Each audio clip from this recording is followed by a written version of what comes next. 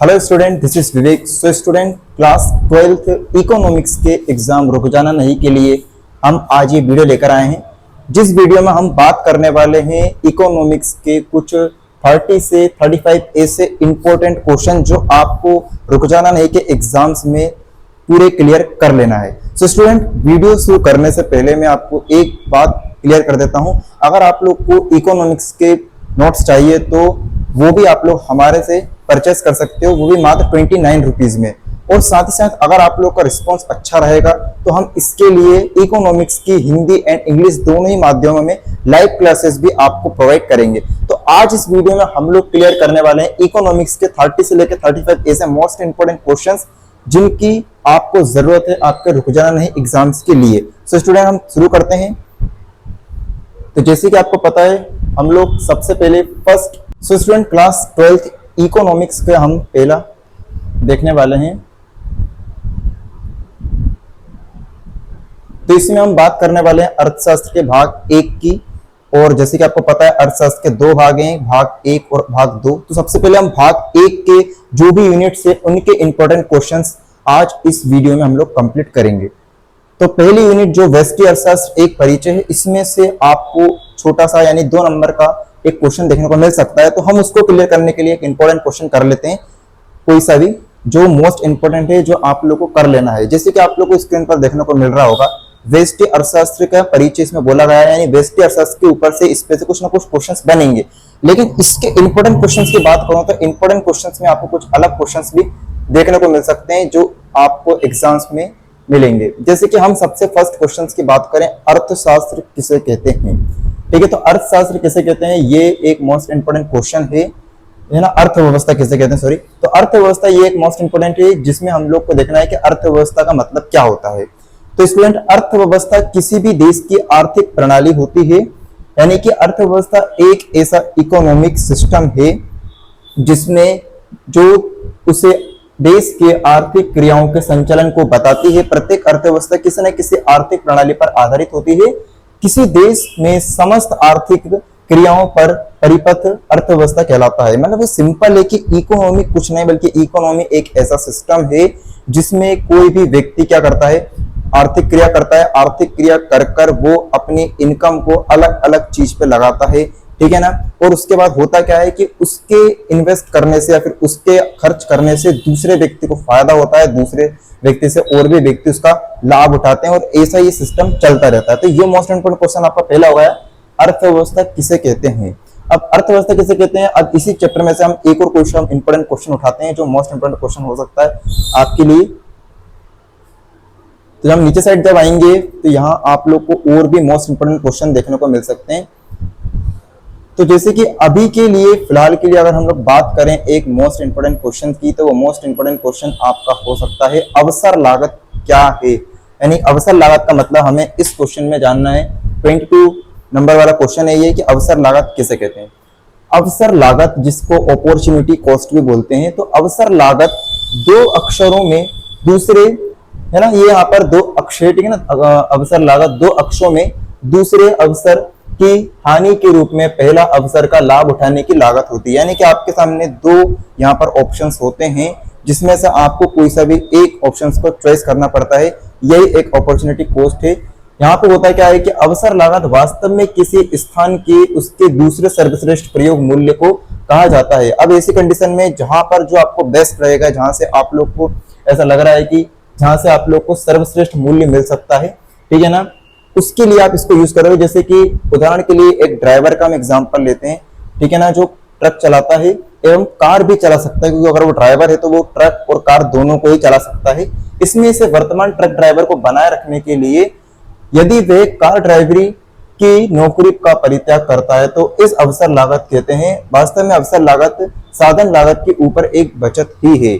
यानी कि इस बार क्या हुआ था, एक ड्राइवर के पास 2 ऑप्शन थे, या तो ट्रक चलाने का या फिर कार चलाने का। तो उसने क्या करा, उन दोनों ऑप्शंस में से किसी एक ऑप्शन का परित्याग करा, ठीक है ना। यानी कि कार की ड्राइवरी की नौकरी का उसने परित्याग करा सिर्फ ट्रक चलाने के लिए। तो ये एक अपॉर्चुनिटी कॉस्ट है जिसमें किसी भी व्यक्ति के पास ये ऑप्शंस आ सकते हैं, जिसमें से वो किसी भी एक सर्वश्रेष्ठ विकल्प को क्या कर सकता है, चुन सकता है, और एक विकल्प का त्याग कर सकता है जिसको करना पड़ेगा। ठीक है, क्योंकि एक साथ वो दो काम नहीं कर सकता। तो ये एक मोस्ट इंपोर्टेंट क्वेश्चन हो सकता है जो कोई ज्यादा टफ नहीं है, बहुत इजी क्वेश्चन है जो आप लोग कर सकते हो। और एक और क्वेश्चन हम इसी यूनिट में से उठाएंगे, ठीक है। तो एक और क्वेश्चन अगर हम इसी यूनिट में से उठाएं तो आप देखोगे नेक्स्ट क्वेश्चन। तो नेक्स्ट क्वेश्चन में आपको यहां पर ये बता सकता हूं, उपभोग वस्तुएं किसे कहते हैं, ठीक है ना। तो उपभोग वस्तुएं क्या हैं ये आप लोग समझ लेना, क्योंकि ये जो क्वेश्चंस हैं ये छोटे छोटे भले ही रहते हैं लेकिन ये बहुत इंपॉर्टेंट रहते हैं, कभी भी आपसे उससे पूछ लेते हैं। उपभोग वस्तुएं किसे कहते हैं, अभी हम इसकी बात कर रहे हैं, तो आप लोग स्टूडेंट समझ लेना कि उपभोग वस्तु क्या है।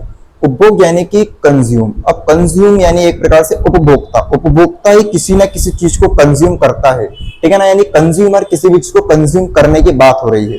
अब जैसे कि आप लोग को पता है वस्तुएं दो प्रकार की होती हैं इकोनॉमिक्स में, एक तो उपभोग वस्तुएं और एक पूंजीगत वस्तुएं, ठीक है ना। उपभोग वस्तुएं क्या होती हैं वो पहले अपन समझेंगे, उसके बाद पूंजीगत वस्तुएं समझ लेंगे, दोनों मोस्ट इंपोर्टेंट क्वेश्चन है। तो जिन वस्तुओं से प्रत्यक्ष रूप से उपभोक्ता की आवश्यकताओं की तुष्टि की जाती है उन्हें उपभोग या उपभोक्ता वस्तुएं कहते हैं। उदाहरण के लिए फल, दूध, वस्त्र आदि।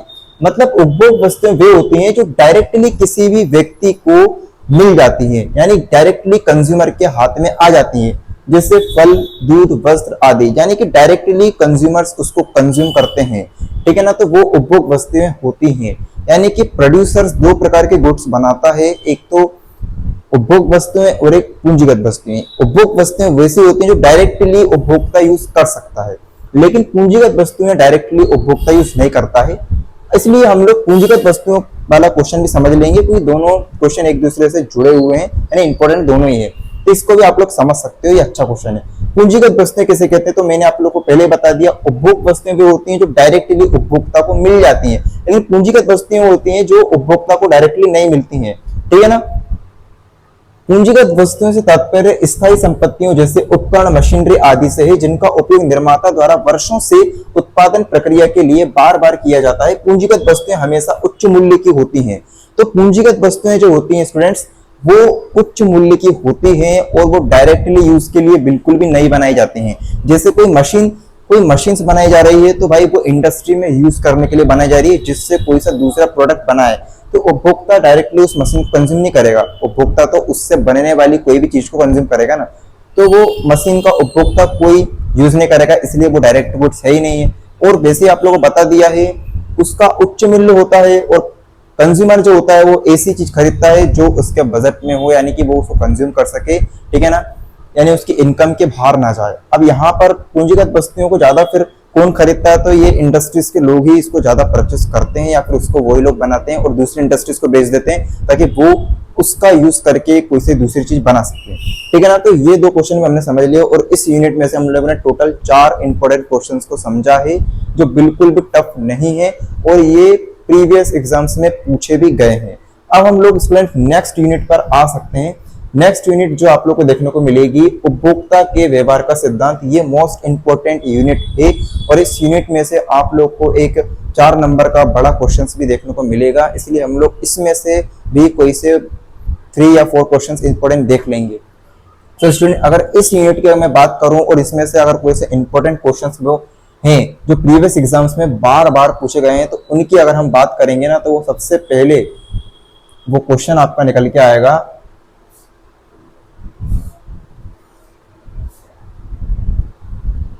तटस्थ वक्र क्या है और तटस्थ वक्र की विशेषता क्या है। ये मोस्ट इंपोर्टेंट क्वेश्चन है और ये प्रीवियस एग्जाम से पूछा भी गया है, तटस्थ वक्र क्या है। लेकिन एक्चुअल में होता क्या है, ये अलग अलग नाम से पूछा जाता है, क्योंकि इसके 3 नाम होते हैं। इसको तटस्थ वक्र भी बोलते हैं, इसको उदासीन वक्र भी बोलते हैं, और इसको अनधिमान वक्र भी बोलते हैं। मतलब इसके पूरे 3 नाम है, तटस्थ वक्र, उदासीनता वक्र, अनधिमान वक्र। इंग्लिश में तो इसको इनडिफरेंस कर्व बोलते हैं, ठीक है ना, तो उसमें तो सिर्फ एक ही नाम से या फिर एक ही वर्ड से वो क्वेश्चन बन के आएगा।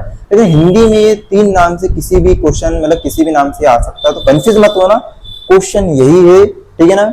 ये क्वेश्चन हम समझते हैं, ठीक है, इसकी विशेषताएं आपसे पूछ सकते हैं, ठीक है, और तटस्थ वक्र का मतलब आपसे पूछ सकते हैं। तटस्थ वक्र वह रेखा है जो 2 या 2 से अधिक वस्तुओं के ऐसे अनेक संयोगों को स्पष्ट करती है जो परस्पर विनिमय योग्य होते हैं तथा जिनकी उपभोग से उपभोक्ता को समान संतुष्टि मिलती है। देखो तटस्थ वक्र जो होते हैं ना, आप लोगों ने अभी मैं वक्र की बात करूं यानी एक कर्व की बात कर रहा हूं, ठीक है ना, तो कर्व आप लोग को देखना बहुत ज्यादा जरूरी होता है। कर्व आप लोग देखोगे तो आप उसको चीज को समझ पाते हो, ठीक है ना। अगर आप लोगों ने बुक्स आपने देखी होगी तो बुक में आपने तटस्थ वक्र आगे देखा होगा। तो तटस्थ वक्र जो रहता है वो दो वस्तुओं की चीजों को लेकर चलता है ना, वस्तु एक्स ले लो या फिर वस्तु वाई ले लो, जिसमें दो वस्तुएं उपभोक्ता रखता है, ठीक है ना, और उस पर अपने पैसे को खर्च करता है दो वस्तुओं के ऊपर, पर वो ऐसे खर्च करता है कि उसको समान संतुष्टि मिले, ठीक है ना। अब समान संतुष्टि के लिए वो किसी एक वस्तु को घटा सकता है और दूसरी वस्तु को बढ़ा सकता है, लेकिन उसको समान संतुष्टि मिलनी चाहिए। अब समान संतुष्टि को चाहिए क्यों? क्योंकि उसके पास जो इनकम है या फिर उसकी जो सैलरी भी है वो लिमिटेड है, ठीक है ना, यानी कि उसके पास इनकम, यानी कि मान लो उसके पास 100 रुपए, अब 100 रुपए को वो दो वस्तुओं पे खर्च करना चाहेगा। अब ऐसी कंडीशन में वस्तुओं के सभी वस्तुओं के प्राइस सेम तो होते नहीं है, तो ऐसी कंडीशन में उसको ऐसा खर्च करना पड़ेगा कि उसको दोनों वस्तुएं मिल जाएं और मिल भी जाए और उसको समान संतुष्टि भी हो जाए और उसको ज्यादा पैसा भी नहीं लगाना पड़े, ठीक है ना। लेकिन अगर हम इसकी बात करें विशेषताओं की, तो विशेषता बिल्कुल आसान है। उदासीन वक्र का ढाल नीचे की ओर गिरता है भाई, ठीक है ना। तो उदासीन वक्र का ढाल नीचे की ओर गिरता है, ठीक है। क्यों गिरता है इसका कारण आप लोग जान लो। उदासीनता वक्र मैंने आपको बता ही दिया, इसके अलग अलग नाम है, तो नाम अलग अलग यहाँ पे लिख दिए ताकि आप लोग इनको देख सको। उदासीनता वक्रों की ढाल ऋणात्मक होती है, अर्थात वक्र बाएं से दाएं नीचे की ओर गिरती हुई ढाल वाला होता है। इस किसी उदासीनता वक्र का प्रत्येक बिंदु दो वस्तुओं के समान संतोषप्रद बिंदुओं को प्रदर्शित करता है। ऐसा तभी संभव होगा जब एक वस्तु की बढ़ती हुई मात्रा के साथ दूसरी वस्तु की मात्रा गिर जाती है, ठीक है ना। तो मोस्ट इंपोर्टेंट क्वेश्चन ये बन सकता है, ठीक है। और यहाँ पे आप देख सकते हो कि उदासीनता वक्र पक्षों के, है ना, यानी सॉरी अक्षों है, पक्षों नहीं है, मूल बिंदु के प्रति उन्नततर होता है। उदासीनता वक्र एक दूसरे को कभी नहीं काटते हैं और प्रत्येक उदासीनता वक्र संतुष्टि के उच्च स्तर को दर्शाते हैं। ये मोस्ट इंपोर्टेंट क्वेश्चन आपका हो सकता है। दो क्वेश्चन हम लोगों ने दो क्वेश्चन या फिर इसमें यूनिट में से हम लोगों ने देख लिए हैं। नेक्स्ट क्वेश्चन अगर मैं आप लोग को बताऊं जो आप लोग को देखने को मिल सकता है आपके एग्जाम में, वो होगा आपका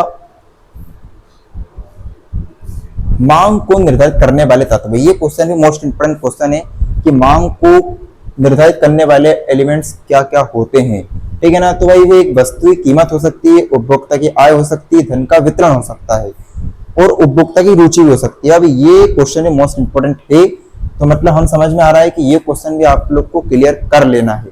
नेक्स्ट क्वेश्चन की अब हम बात करने वाले हैं कि कौन सा क्वेश्चन आपको एग्जाम में देखने को मिल सकता है, और वो नेक्स्ट क्वेश्चन होगा आप लोग का मांग का नियम।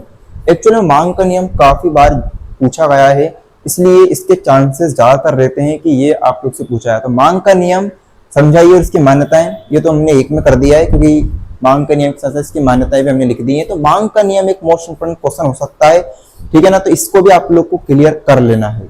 नेक्स्ट क्वेश्चन अगर मैं आप लोग को बताऊं इसी यूनिट के अंदर से, तो नेक्स्ट क्वेश्चन आपका एक और बनेगा स्थानापन्न वस्तुएं और पूरक वस्तुएं।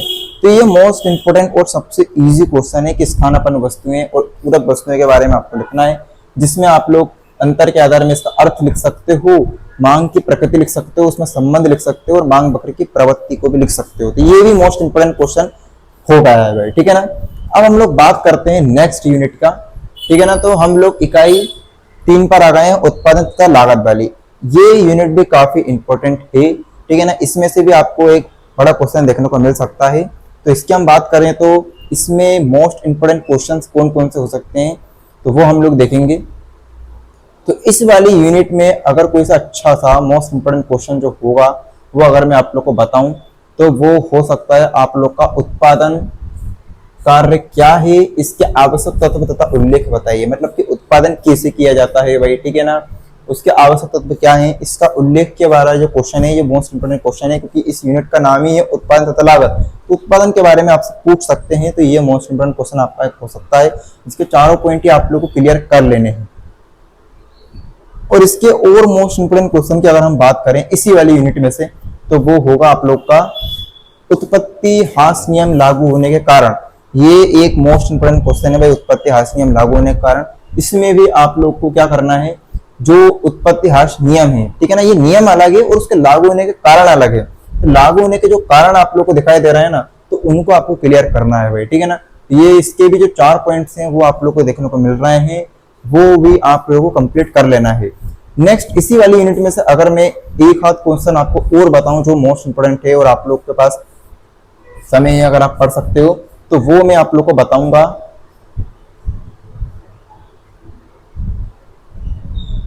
आंतरिक बचतें और बाह्य आबचतों के कारण, आंतरिक बचतें और बाह्य आबचतों के कारण आपका एक अच्छा क्वेश्चन हो सकता है, जिन पर स्टूडेंट ज्यादा ध्यान नहीं देते हैं। क्योंकि ये क्वेश्चन थोड़े से क्या होते हैं, बड़े होते हैं, लेंदी होते हैं और लिखना पड़ता है इसके अंदर, लेकिन ये अच्छे क्वेश्चन है, इंपॉर्टेंट क्वेश्चन है और पूछ लेते हैं आपसे एग्जाम में, इसलिए आप लोग को इसको भी इग्नोर नहीं करना है, ठीक है ना। तो आंतरिक व बाह्य आबचतों के कारण आप लोग देख लेना, ये भी मोस्ट इंपोर्टेंट क्वेश्चन है। अब हम लोग डालते हैं डायरेक्टली नेक्स्ट यूनिट पर।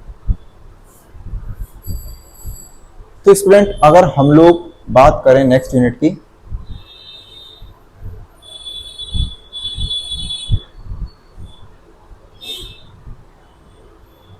तो नेक्स्ट यूनिट ये रही आपकी पूर्ण प्रतिस्पर्धा की स्थिति में फर्म का सिद्धांत। ये भी एक अच्छी यूनिट है और जिसमें से आप लोग को कुछ एक इंपॉर्टेंट क्वेश्चन देखने को मिल सकते हैं। अब इस में से अपन इंपॉर्टेंट क्वेश्चन देखें अगर, कि भाई पूर्ण प्रतिस्पर्धा की स्थिति में फर्म का सिद्धांत वाली यूनिट में से अगर कोई सा इंपॉर्टेंट क्वेश्चन जो लगता है जो आपके एग्जाम्स में आ सकता है, तो वो हो सकता है आपका पूर्ति में परिवर्तन से क्या आशय है, पूर्ति में वृद्धि और कमी को समझाइए। ये आपका एक मोस्ट इंपोर्टेंट क्वेश्चन हो सकता है कि पूर्ति में परिवर्तन कैसे कैसे देखने को मिलता है। तो भाई पूर्ति वक्र अगर आप लोगों ने देखा होगा तो पूर्ति वक्र में पूर्ति में वृद्धि होती है, पूर्ति में कमी होती है, इसी को पूर्ति में परिवर्तन बोलते हैं। पर ये परिवर्तन कैसे कैसे हो सकता है जो आप लोग बिल्कुल स्क्रीन पर देख रहे होगे, ठीक है ना। तो ये जो इस क्वेश्चन का आंसर है जो कि काफी ज्यादा इजी लैंग्वेज में लिखा गया है। अब नेक्स्ट क्वेश्चन की स्टूडेंट हम लोग बात करते हैं। तो नेक्स्ट क्वेश्चन अगर हम उठाएं कोई सा जो मोस्ट इंपोर्टेंट आपके लिए हो सकता है, तो वो ये हो सकता है, यदि किसी वस्तु की कीमत बढ़ जाती है तो उसकी पूर्ति में भी वृद्धि हो जाती है, स्पष्ट कीजिए, ठीक है ना। ये क्वेश्चन प्रीवियस एग्जाम्स में देखने को मिला था और ये क्वेश्चन भी बहुत ज्यादा मोस्ट इंपोर्टेंट है और इसमें आपको 3 ही पॉइंट्स लिखना है जो काफी है आप लोग के लिए। तो ये क्वेश्चन जो है भाई कि यदि किसी वस्तु की कीमत बढ़ जाती है तो उसकी पूर्ति में भी वृद्धि हो जाती है, ठीक है ना। तो स्पष्ट करना है। तो सिंपल सी बात है कि पूर्ति और कीमत में एक प्रकार से पॉजिटिव रिलेशनशिप होता है, इसलिए कीमत बढ़ती है तो पूर्ति में वृद्धि हो जाती है। अब इसी यूनिट में से अगर अपन और इंपोर्टेंट क्वेश्चंस देखने की बात करेंगे तो वो हो सकते हैं आपका अल्पाधिकार बाजार की विशेषताएं समझाइए। अल्पाधिकार बाजार की विशेषताएं आप लोग देख सकते हो, ठीक है ना। तो जो अल्पाधिकार बाजार है, बाजार भी अलग अलग प्रकार के हैं, तो उसमें से जो अल्पाधिकार बाजार है उसकी मैं बात कर रहा हूं, तो जिसमें आप लोग को अलग अलग पॉइंट्स देखने को मिल सकते हैं। कुछ ही फर्में की विद्यमानता, परस्पर निर्भरता, अनिश्चित मांग वक्र, ठीक है ना। तो ये क्वेश्चन भी आपको करना है और 3 पॉइंट जो आप लोग को दिख रहे हैं स्क्रीन पर, ये आप लोग को क्लियर कर लेना है। अब हम लोग डायरेक्टली जाएंगे नेक्स्ट वाली यूनिट पर। तो ये बाजार वाली यूनिट भी काफी इजी है, जिसको आप लोग को अच्छे तरीके से देख लेना है। अब नेक्स्ट क्वेश्चन इस बाजार संतुलन वाली यूनिट में से मैं आपको बताने वाला हूं, जिसमें से आपको 2-2 नंबर के 2 क्वेश्चन देखने को मिलेंगे। अब यहाँ पे से मतलब क्वेश्चन छोटा ही बनेगा, बड़ा क्वेश्चन इस यूनिट में से नहीं बनेगा, लेकिन 2 क्वेश्चन 2-2 नंबर वाले अगर बन रहे हैं तो आपको क्लियर कर लेना है। तो बाजार संतुलन वाली जो यूनिट है इसमें काफी अच्छे अच्छे क्वेश्चंस हैं, जैसे कि सामान्य मूल्य क्या है, ये एक मोस्ट इंपोर्टेंट क्वेश्चन है। सामान्य मूल्य क्या है जिसका आंसर आप लोग स्क्रीन पर अच्छे तरीके से देख पा रहे होंगे। तो ये क्वेश्चन भी आप लोग को कंप्लीट कर लेना है, जो काफी इंपोर्टेंट क्वेश्चन हो सकता है। नेक्स्ट क्वेश्चन अगर मैं बात करूंगा तो अदृश्य हाथ किसे कहते हैं, ठीक है ना। अदृश्य हाथ, तो अदृश्य हाथ जो है ना, एक प्रकार से आप लोग को ये क्वेश्चंस भी एक प्रकार से टॉपिक्स के अंदर से पूछा गया है ना। लेकिन अगर मैं आपको बताऊं क्लियरली ये अदृश्य हाथ कहां से निकल के आता है, तो अदृश्य हाथ जो है वो प्राइस मैकेनिज्म, यानी कि जो आपका कीमत यंत्र है उसमें इसका यूज होता है। क्योंकि जो होता है कीमत यंत्र वो मांग और पूर्ति में संतुलन को स्थापित करता है। मतलब कि एक प्रकार से अदृश्य हाथ का जो नियम है ना, वो आपके अर्थशास्त्र के जनक एडम स्मिथ ने बताया था। क्योंकि इसमें क्या होता है, कीमत यंत्र में गवर्नमेंट का कोई भी ऐसा इंटरफेयर नहीं होता है। ऐसी कंडीशन में लोग ही होते हैं, यानी कंज्यूमर्स और प्रोड्यूसर्स जो होते हैं वही कीमतों को तय कर लेते हैं, ठीक है ना। और अपने आप की जब पूर्ति और मांग बराबर हो जाती है ना, तो इसी एक प्रकार से ये जादू हो गया उनके लिए, तो उन्होंने इसका नाम अदृश्य हाथ रख दिया, ठीक है ना। नेक्स्ट क्वेश्चन अगर इस यूनिट में से अगर हम लोग उठाएंगे तो वो हो सकता है आपका बाजार मूल्य और सामान्य मूल्य क्या है। बाजार मूल्य और सामान्य मूल्य का ये क्वेश्चन जो है उसका आंसर भी आपको स्क्रीन पर अच्छे तरीके दिख रहा है, तो इसको भी आप लोग कंप्लीट कर लेना है। नेक्स्ट इंपॉर्टेंट क्वेश्चंस की अगर मैं बात करूं तो वो है आप लोग का पूर्ण प्रतियोगिता और एकाधिकार बाजार में अंतर, इसको भी आप लोग कंप्लीट कर लेना, ठीक है ना। तो पूर्ण प्रतियोगिता और एकाधिकार बाजार में आप लोग का अंतर क्लियर कर लेना। अगर मान लो एकाधिकार का मतलब भी उन्होंने पूछ लिया तो आप ये सब लिख सकते हो, ठीक है ना। अगर पूर्ण प्रतियोगिता का मतलब पूछ लिया तो आप वो लिख सकते हो। इससे आपको 2 क्वेश्चन भी क्लियर हो जाएंगे और डिफरेंस भी आप लोग को क्लियर तो हो ही रहा है। अब हम लोग डायरेक्टली जाएंगे नेक्स्ट वाली यूनिट पर, भाग 2 पर अपन लोग जाएंगे। तो जैसे कि हमने भाग 1 की 5 यूनिट के इंपॉर्टेंट क्वेश्चंस मैंने आप लोग को बता दिए हैं। अब भाग 2 के कुछ इंपॉर्टेंट क्वेश्चंस मैं आप लोग को बता देता हूं। जैसे कि 6 वाली यूनिट जो है समष्टि अर्थशास्त्र एक परिचय एवं राष्ट्रीय आय का लेखांकन, इसमें से भी ज्यादा बड़ा क्वेश्चन नहीं बनेगा, लेकिन जो छोटे क्वेश्चन 2 मार्क्स के अगर बन भी रहे हैं तो उनको अपन देख लेते हैं वो कौन कौन से बन सकते हैं। तो अगर मैं बात करूं आपके इंपॉर्टेंट क्वेश्चन की, तो पहला क्वेश्चन आपको हो सकता है स्टॉक चर क्या है। स्टॉक चर एक प्रकार से अच्छा क्वेश्चन है और ये बन भी सकता है, ठीक है ना। स्टॉक वेरिएबल क्या कहते हैं, तो इसका आंसर भी आप लोगों को स्क्रीन पर दिख रहा होगा, काफी इजी लैंग्वेज में करके इस आंसर को लिखा गया है, ठीक है ना। और अगर इसी यूनिट में से और भी इंपॉर्टेंट क्वेश्चन की बात करूं तो जैसे कि उपभोक्ता वस्तुएं पूंजीगत वस्तुएं, इसे तो हमने पहले भी अलग वाली यूनिट बता दिया है, लेकिन इसमें भी इसका जिक्र हुआ था, ठीक है ना। तो वो तो आप लोगों को पहले से पता है, तो इसमें आप लोगों को टेंशन बिल्कुल भी नहीं लेनी है। हाँ, एक और जो मोस्ट इंपोर्टेंट क्वेश्चन है वो है व्यक्तिक आय क्या है भाई, ठीक है ना। व्यक्तिक आय क्या है, तो जिसका आंसर आप लोग को नीचे स्क्रीन पर दिख रहा होगा। ये काफी इजी आंसर है, इसको आप लोग आराम से पढ़ सकते हो और आपको याद भी हो जाएगा। नेक्स्ट क्वेश्चन अगर मैं एक आध और इस यूनिट में से आप लोग को बताऊं तो वो है औसत आय क्या है। औसत आय क्या है, सूत्र सहित लिखिए। तो औसत आय का आंसर ही आप लोग को दिख रहा है, जो काफी इजी है, और इसका फॉर्मूला या सूत्र है वो भी इसमें दिखने को मिल रहा है, ठीक है ना। तो इसका मतलब है ना, आप लोग को समझ में आ रहा है, बटा है, ठीक है, और यहाँ पर भी बटा आपको देखने को मिल रही है भाई, ठीक है ना। औसत प्रति व्यक्ति आय, ठीक है ना, बराबर कुल राष्ट्रीय आय बटे देश की कुल जनसंख्या, ऐसा है ये, ठीक है। अब हम लोग बात करते हैं नेक्स्ट वाली यूनिट की, ठीक है। तो नेक्स्ट वाली यूनिट पे हम लोग जाते हैं।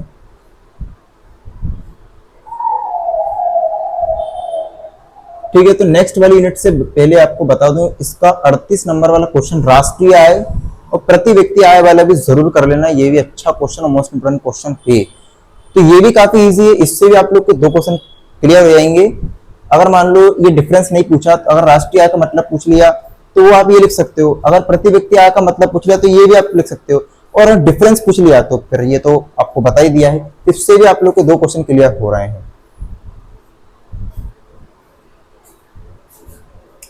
तो हम नेक्स्ट यूनिट पे आते हैं, मुद्रा और बैंकिंग। जो 7वीं यूनिट है ये भी मोस्ट इंपोर्टेंट यूनिट है। इसमें से आपको 3 मार्क्स का एक क्वेश्चन देखने को मिल सकता है, और 3 मार्क्स में से एक मोस्ट इंपोर्टेंट क्वेश्चन आप लोग को देखने को मिलेगा, और वो क्वेश्चन आप लोग का रहेगा, जैसे कि आप लोग इसमें से ये वाला क्वेश्चन कर सकते हो, मुद्रा एक अच्छा सेवक है किंतु बुरा स्वामी है, स्पष्ट कीजिए। ये क्वेश्चन भी प्रीवियस एग्जाम में देखने को आया था, और ये एक मोस्ट इंपोर्टेंट क्वेश्चन है।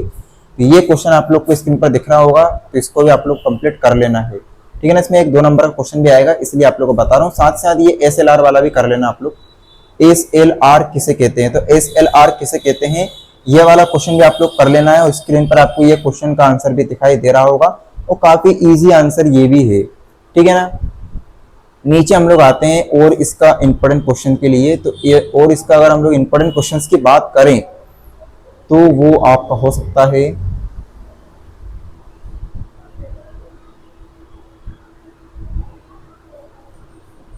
आपका मोस्ट इंपोर्टेंट क्वेश्चन हो सकता है भाई, मुद्रा द्वारा वस्तु विनिमय की घटनाएं कैसे दूर हो गई, ठीक है ना। यहाँ पे ये दा है दोहरा सहयोग, ठीक है ना, तो उसको आप लोग क्लियर सही कर लेना। तो इसके 3 पॉइंट्स जो आपको दिख रहा है, ये आपको तीनों पॉइंट से लिखना है, ठीक है ना। 3 मार्क्स के अकॉर्डिंग आप इसको कंप्लीट करो। तो स्क्रीन पर आपको ये वाला आंसर भी देखने को मिल रहा होगा, ये भी अच्छा क्वेश्चन है, ठीक है ना, 3 मार्क्स के लिए। अब 3 मार्क्स के लिए एक आध और कोई इंपॉर्टेंट क्वेश्चन मैं आप लोग को इसी यूनिट में से बता देता हूँ, ताकि आप उसको भी क्लियर कर पाओ भाई, ठीक है ना। तो इस वाली यूनिट में से अगर हम लोग एक आध और कोई सा क्वेश्चन जो इंपॉर्टेंट है वो देखें, तो वो है आप लोग का व्यापारिक बैंक, ठीक है ना, का अर्थ बताना है और इसके प्रकार आप लोग को बताना है, ठीक है ना। तो व्यापारिक बैंक जो आपको देखने को मिल रहा है, इसका अर्थ आप लोग लिख सकते हो, और इसके प्रकार जो यहाँ पर इसके ऊपर बताए गए ये भी आप लोग क्लियर कर सकते हो। अनुसूचित बैंक और गैर अनुसूचित बैंक, तो ये क्वेश्चन भी इंपॉर्टेंट है और अच्छा है ये क्वेश्चन, आपकी याद करने के लिए। ठीक है, अब नेक्स्ट क्वेश्चन की हम लोग बात करते हैं। केंद्रीय बैंक के कार्य, ये वाला क्वेश्चन भी अच्छा है, ये आप लोग कर सकते हो। ये प्रीवियस एग्जाम्स में पूछा गया है। केंद्रीय बैंक काम कैसे करती है, मतलब जो आपकी आरबीआई है, ठीक है ना, रिजर्व बैंक ऑफ इंडिया है, वो हमारे देश की केंद्रीय बैंक है, तो वो काम कैसे करती है, ठीक है ना। तो इसके काम लिखे गए हैं, जैसे कागजी मुद्रा के निर्गमन का अधिकार है उसको, बैंकों का बैंक है, अंतिम ऋणदाता है, ठीक है। तो इसके भी 3 पॉइंट आप लोग कर सकते हो भाई, ठीक है ना। अगर आप लोग, मैंने आपको व्यापारिक बैंक के कार्य बता दिए, इसका अर्थ बता दिया, केंद्रीय बैंक के भी कार्य अर्थ बता दिया, तो अगर मान लो इसका डिफरेंस बन के आया तो आप लोग लिख सकते हो। तो इससे क्या होगा, इनसे आप लोग का डिफरेंस भी क्लियर हो जाएगा। अगर डिफरेंस बन के आ गया तो आप लोग इसको भी क्लियर कर सकते हो। सो स्टूडेंट, हम बात करते हैं नेक्स्ट वाली यूनिट की। नेक्स्ट वाली यूनिट 8वीं वाली, आय और रोजगार के निर्धारण, ठीक है। तो ये भी एक मोस्ट इंपोर्टेंट यूनिट है और इसमें से जो अच्छे क्वेश्चंस हैं जो बन सकते हैं इस वाली यूनिट में से, तो अगर हम उसकी बात करें तो वो हो सकता है आप लोग का न्यून मांग क्या होती है। तो न्यून मांग, ये बहुत अच्छा क्वेश्चन है। न्यून मांग किसे कहते हैं, ये वाला क्वेश्चन आपको लोग को स्क्रीन पर दिख रहा होगा। काफी इजी लैंग्वेज में इसको भी लिखा गया है और ये भी प्रीवियस एग्जाम में पूछा गया था, इसलिए ये एग्जाम को भी आप लोगों को क्लियर कर लेना है, न्यून मांग क्या है, ठीक है। नेक्स्ट पे आते हैं अपन लोग। ये भी मितव्ययिता के विरोधाभास की व्याख्या कीजिए। तो मितव्ययिता के विरोधाभास जो है इसकी व्याख्या कीजिए। ये क्वेश्चन भी भाई प्रीवियस एग्जाम में आया था, इसलिए आप लोग इसको भी क्लियर कर लेना है, ठीक है ना। जो क्वेश्चन काफी इजी है, ज्यादा बड़ा नहीं है वो भी, ठीक है ना, इजी लैंग्वेज में ही है। और अगर नेक्स्ट क्वेश्चन की अगर मैं बात करूं जो और इंपोर्टेंट क्वेश्चन इस वाली यूनिट में से बन सकते हैं, तो वो आपका हो सकता है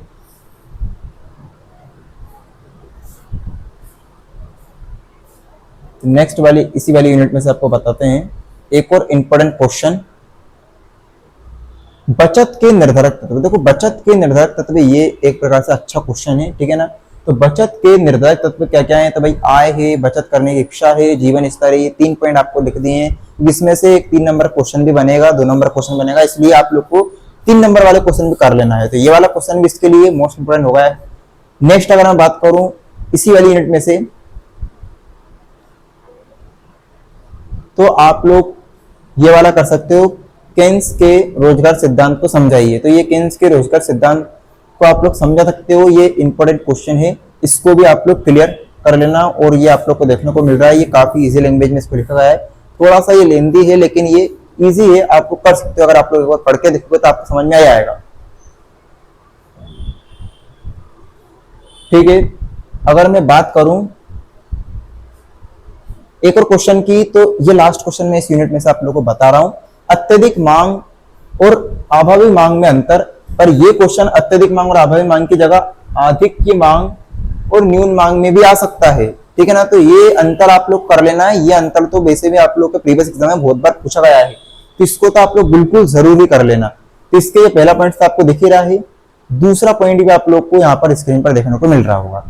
अब हम लोग स्टूडेंट नेक्स्ट वाली यूनिट पर ही जाएंगे, सरकारी बजट एवं अर्थव्यवस्था। सरकारी बजट एवं अर्थव्यवस्था इस वाली यूनिट में से आप लोग को बड़ा क्वेश्चन देखने को मिलेगा, ठीक है। तो हम देख लेते हैं इसके बड़े क्वेश्चन पर, हम लोग डायरेक्ट जाते हैं, यानी कि 4 मार्क्स वाले क्वेश्चन पर। जैसे कि राजस्व व्यय पूंजीगत व्यय क्या होता है भाई, ठीक है ना, इसमें क्या अंतर है, तो ये वाला क्वेश्चन अपन लोग कर सकते हैं भाई, ठीक है। तो राजस्व व्यय पूंजीगत व्यय क्या हुआ है, ये वाला क्वेश्चन आपका इंपॉर्टेंट हो सकता है। नेक्स्ट क्वेश्चन की अगर इसी चैप्टर में बात करें, इसी वाली यूनिट में, तो वो कौन कौन से हो सकते हैं, ठीक है। तो वो आप लोग के क्वेश्चन नेक्स्ट कौन सा होता है, हाँ यही वाला, राजस्व घाटा किसे कहते हैं और इसके निहितार्थ क्या या पहलू क्या है, ये भी आप लोग का एक मोस्ट इंपोर्टेंट क्वेश्चन हो सकता है। ये पूछा गया है आपके प्रीवियस एग्जाम में, तो यहाँ पे आप लोग को राजस्व घाटा के बारे में बताना है, इसके पहलू आप लोग को बताना है, जो स्क्रीन पर आपको देखने को मिल रहा है। काफी इजी लैंग्वेज में इसको बताया गया है। अगर इसी वाली यूनिट में से और इंपोर्टेंट क्वेश्चंस की मैं बात करूं, तो राजस्व घाटा और राजकोषीय घाटे में डिफरेंस भी आप लोग क्लियर कर लेना, जो स्क्रीन पर आपको देखने को मिल रहा है, और काफी इजी लैंग्वेज में ही इसको लिखा गया है। नेक्स्ट क्वेश्चन की अपन लोग बात करते हैं। नेक्स्ट क्वेश्चन की अगर बात करें तो प्रत्यक्ष कर और अप्रत्यक्ष कर वाला क्वेश्चन भी आप लोग क्लियर कर सकते हो, ये भी अच्छा क्वेश्चन है। और एक और लास्ट क्वेश्चन इसी वाली यूनिट में से मैं आप लोग को बता देता हूँ, राजस्व प्राप्तियां और पूंजीगत प्राप्तियां, ठीक है ना, ये अंतर भी आप लोग कर लेना। हालांकि मैंने इसी वाली यूनिट में से आप लोग को 4-5 क्वेश्चन बता दिए, लेकिन ये इंपॉर्टेंट है इसलिए आप लोग को बताएं ताकि बाहर आप लोग का इस यूनिट में से नहीं जाए। कोई बड़ा क्वेश्चन है, 4 नंबर क्वेश्चन जो है वो बाहर ना जाए तो बेस्ट रहता है। अब हम लोग नेक्स्ट यूनिट पे आसानी से आ सकते हैं। 10th वाली यूनिट भुगतान संतुलन वाली ये यानी कि खुली अर्थव्यवस्था समष्टि अर्थशास्त्र, इसमें बात करेंगे। लास्ट यूनिट है, इसमें से अगर कोई से इंपॉर्टेंट क्वेश्चन बनेगा तो पहला वाला क्वेश्चन ही आप लोग कर सकते हो, भुगतान संतुलन और व्यापार संतुलन में क्या अंतर है। नेक्स्ट क्वेश्चन की अगर मैं बात करूं इसी वाली यूनिट में से तो वो होगा ये नहीं, भुगतान संतुलन में असंतुलन के कारण लिखिए। तो ये क्वेश्चन मोस्ट इंपोर्टेंट है और ये प्रीवियस एग्जाम में पूछा भी गया है। इसके 2 पॉइंट तो आपको स्क्रीन पर दिखे रहे होंगे और 2 पॉइंट्स ये रहे। 4 नंबर का क्वेश्चन इस यूनिट में से बनेगा तो उस हिसाब से आपको कंप्लीट करना है। नेक्स्ट क्वेश्चन की अगर अपन लोग इसमें बात करें, हाँ तो नेक्स्ट क्वेश्चन की बात कर सकते हैं, विदेशी विनिमय दर को प्रभावित करने वाले तत्व लिखिए। तो विदेशी विनिमय दर जो होती है भाई, उसके जो तत्व हैं प्रभावित करने वाले, तो वो आप लोग के स्क्रीन पर दिख रहे होंगे। तो ये 2 पॉइंट्स आपको दिख रहे हैं और ये 3 और 4 पॉइंट्स ये रहे, ठीक है ना। तो इसमें से मैंने आप लोग को 3 इंपॉर्टेंट क्वेश्चन बता दिए, लेकिन अभी 2 और इंपॉर्टेंट क्वेश्चन मैं आप लोग को बताऊंगा इसी वाली यूनिट में से। तो एक और मोस्ट इंपोर्टेंट क्वेश्चन आपका इसमें से हो सकता है, हाँ ये वाला, लोचपूर्ण विनिमय दर के गुण या पक्ष में तर्क दीजिए। लोचपूर्ण विनिमय दर के है ना के गुण या पक्ष में तर्क दीजिए। तो ये वाला क्वेश्चन या तो इसके पक्ष में तर्क दीजिए या फिर से गुण लिखिए, दोनों में से आ सकता है, ठीक है। तो ये क्वेश्चन भी मोस्ट इंपोर्टेंट है, उसके 4 पॉइंट्स आपके स्क्रीन पर दिख रहे होंगे, तो इसको भी आपको क्लियर कर लेना है। एक और अगर मोस्ट इंपोर्टेंट क्वेश्चन की अगर अपन इसमें बात करें तो वो हो सकता है आप लोग का